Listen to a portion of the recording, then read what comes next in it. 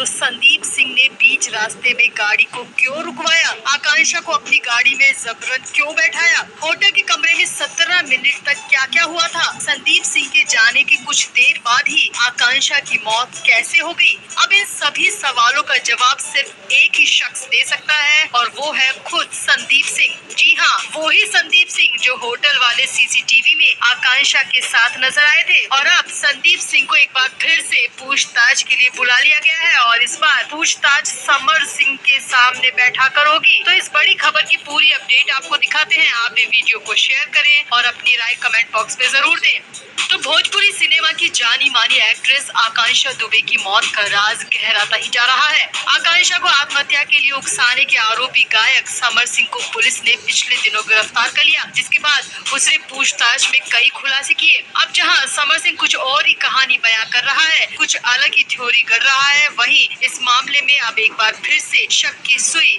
संदीप सिंह पर आकर टिक गई है। दरअसल समर सिंह बार बार एक ही बात कह रहा है कि 25 मार्च की रात को वो सारनाथ में तो क्या वाराणसी में भी नहीं था, वो तो लखनऊ में था। और समर सिंह लखनऊ में अपने होने के सबूत होने की बात भी कर रहा है। अब यानी कि यहाँ पर पुलिस को कुछ अलग ही साजिश की बू आ रही है। पुलिस अब उसी संदीप सिंह को एक बार फिर से पूछताछ के लिए बुला रही है, जो कि आकांक्षा दुबे को होटल के कमरे तक छोड़ने आया था। पुलिस को समर सिंह और संदीप सिंह के बीच कुछ तो कनेक्शन नजर आ रहा है। एक तरफ जहां समर सिंह कह रहा है कि वो किसी संदीप सिंह को नहीं जानता, वहीं समर सिंह के ही फोन की जांच में कुछ और ही सामने आया है। इसीलिए होटल के सीसीटीवी में दिखे संदीप सिंह को फिर से पुलिस ने पूछताछ के लिए बुला लिया है। दरअसल संदीप सिंह से पहले भी पूछताछ की गई थी, मगर उस वक्त संदीप ने पुलिस को सिर्फ इतना ही कहा था कि वो तो सिर्फ आकांक्षा को ड्रॉप करने आया था और इसके बाद चला गया। आकांक्षा की मौत के बारे में उसे कुछ नहीं पता।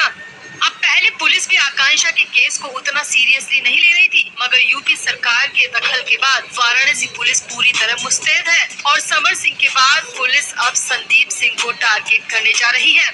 दरअसल पुलिस सूत्रों की माने तो जांच में सामने आया है कि संदीप सिंह समर सिंह को पहले से जानता है। दोनों एक दूसरे को जानते हैं, कई सालों से जानते हैं। समर सिंह के फोन की जांच में ये साफ हो चुका है। इसीलिए पुलिस ने संदीप सिंह को पूछताछ के लिए बुलाया है और पुलिस संदीप सिंह और समर सिंह से एक साथ आमने सामने बैठा कर पूछताछ करेगी। अभी समर सिंह की पुलिस रिमांड पर कोर्ट का फैसला 11 अप्रैल को आएगा और ये तय माना जा रहा है कि पुलिस को समर सिंह की रिमांड मिल ही जाएगी। इसीलिए 12 अप्रैल को संदीप सिंह को भी पुलिस थाने में बुलाया गया है, ताकि दोनों को आमने सामने बैठाकर पूछताछ की जा सके। पुलिस सूत्रों की माने तो समर सिंह के आकांक्षा से संबंध थे और समर सिंह ने आकांक्षा के कई प्राइवेट वीडियो बना के रखे थे और उन्हीं वीडियोस को लेकर वो आकांक्षा को ब्लैकमेल करता था, वायरल करने की धमकी देता था और संदीप सिंह को भी इस बात की अच्छी तरह जानकारी थी। संदीप सिंह की नॉलेज में सब कुछ था। अब पुलिस ने जब कड़ी से कड़ी को मिलाना शुरू किया तो समर सिंह और संदीप सिंह एक ही कड़ी में नजर आए।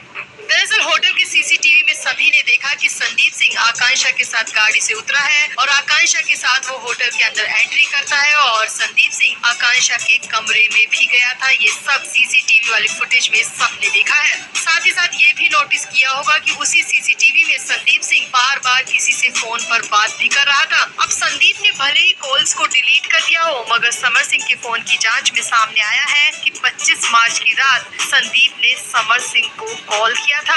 अब ये कॉल क्यों की गई थी और दोनों के बीच क्या बातचीत हुई, ये जानना बेहद जरूरी हो गया है। इसीलिए संदीप सिंह को पूछताछ के लिए बुलाया गया है। तो अब कुल मिलाकर सामने आएगा कि होटल के कमरे में 17 मिनट तक क्या क्या हुआ था। संदीप सिंह ने अरुण पांडे की गाड़ी से आकांक्षा को अपनी गाड़ी में क्यों बिठाया था और सबसे जरूरी बात, क्या होटल वालों की भी मिली भगत है, क्योंकि होटल में 17 मिनट तक कमरे में रहने वाले शख्स की रजिस्टर में एंट्री तक नहीं है। ऐसा कैसे हो सकता है, जबकि होटल में वीवीआईपी गेस्ट ठहरे हुए हैं, जबकि होटल वाले हर किसी की एंट्री करते हैं, मगर संदीप सिंह की होटल में किसी भी तरह की एंट्री क्यों नहीं है। और इन बातों का सच अब संदीप सिंह ही बता सकता है। तो अब संदीप सिंह ही समर सिंह का कच्चा चिट्ठा खोलेगा। समर सिंह और संदीप सिंह एक दूसरे के सामने बैठकर पुलिस की मौजूदगी में सच सच बोलेंगे। तो इंतजार कीजिए 12 अप्रैल का, क्योंकि इस दिन बड़ा धमाका होने वाला है। तो आपको क्या लगता है, क्या समर सिंह और संदीप सिंह के बीच कोई कनेक्शन है? क्या आकांक्षा की मौत से इन दोनों का कोई गहरा नाता हो सकता है? आप भी अपनी राय कमेंट बॉक्स में जरूर दें और वीडियो को भी शेयर करें।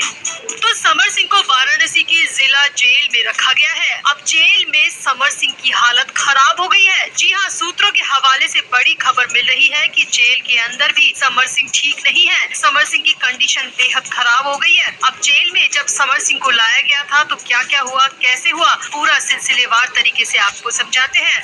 तो 8 अप्रैल की शाम को करीब 6 बजे के आसपास समर सिंह को सुनवाई के बाद बाहर निकाला गया और कोर्ट ने 14 दिन की न्यायिक हिरासत दी। हालांकि इसमें एक ट्विस्ट भी है, वो ट्विस्ट आपको बाद में बताएंगे। लेकिन इस बीच समर सिंह को शाम के करीब 7:15 बजे के आसपास वाराणसी की जेल में पहुंचा दिया गया। अब जेल में पहुंचते ही समर सिंह का सामान वहां पर हैंड ओवर किया गया और समर सिंह को जरूरी दस्तावेजों के साथ जरूरी फॉर्मेलिटी के बाद जेलर के हवाले कर दिया गया।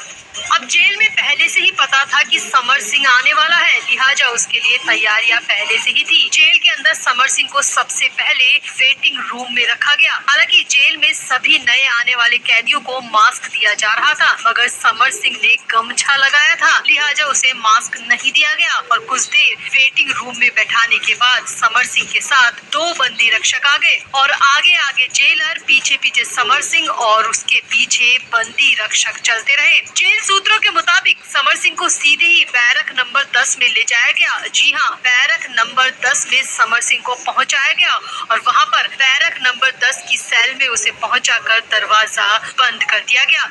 अब यहाँ समझिए कि उसकी बैरक की क्या हालत है। वैसे तो बैरक नंबर 10 काफी बड़ी है, मगर इसमें कई सेल बने हैं और नए आने वाले कैदियों को फिलहाल वाराणसी जेल की बैरक नंबर 10 में ही रखा जा रहा है और इसे क्वारंटीन बैरक बनाया गया है। कोविड के फिर से बढ़ते मामलों को देखते हुए बैरक नंबर 10 में नए कैदियों को रखा जा रहा है। आगे देखिए, समर सिंह की बैरक नंबर 10 में जो सेल दी गई है वो 8 बाई 8 की छोटी सी सेल है। जी हाँ, बेहद ही छोटी, 8 फीट लंबी और 8 फीट चौड़ी। 8 फीट लंबी और 8 फीट चौड़ी सेल में समर सिंह को रखा गया है। सूत्रों के मुताबिक समर सिंह को इस दौरान एक कंबल दिया गया, एक थाली दी गई जो कि किनारों से टूटी हुई थी और एक लोटा यानी कि मग दिया गया। अब यही समर सिंह का सामान था। जेल के अंदर बिस्तर तो है नहीं और चारपाई मिलती नहीं, लिहाजा समर सिंह को फर्श पर ही सोना था और जो कंबल दिया गया था उसे चाहे तो बिछा लो, चाहे तो ओढ़ लो। साथ ही साथ थाली में ही पानी से पतली दाल दी जाती है और उसी में रोटियां दी जाती है। अगर किसी को चावल खाना है तो वो भी उसी थाली में दिया जाता है और जो मग दिया गया है उसी मग से पानी भी पीना होता है और सुबह सुबह के नित्य क्रम के बाद धोना भी और नहाना भी, यानी कि मामला बेहद ही डरावना समर सिंह के लिए हो गया है, क्योंकि उसी मग से समर सिंह को पीना भी है और धोना भी है। आगे देखिए, अब जिस वक्त समर सिंह को जेल में लाया गया उसके कुछ ही देर बाद रात के खाने का वक्त हो गया था और समर सिंह का पहला दिन था, क्वारंटीन बैरक में रखा गया था, तो उसके लिए उसकी ही सेल में खाना दिया गया। लेकिन सूत्रों के मुताबिक समर सिंह ने जेल का खाना नहीं खाया और भूख नहीं होने की बात कही। अब जेल के अंदर समर सिंह की वीवीआईपी ट्रीटमेंट की ऐसी तैसी हो चुकी थी और बिल्कुल सामान्य कैदी की तरह समर सिंह को रखा गया था। रात में समर सिंह के बैरक के आसपास इतनी तेज हैलोजन लाइट जल रही थी कि जिससे रात भर पूरी बैरक में उजाला रहा, गर्मी रही और सोने के लिए अंधेरा तक नसीब नहीं हुआ। हालत ये रही कि रात भर समर सिंह सो नहीं पाया, रात भर जागता रहा, रात भर परेशान होता रहा। एक तो हैलोजन का उजाला, ऊपर से मच्छरों ने समर सिंह को पूरी तरह परेशान कर दिया।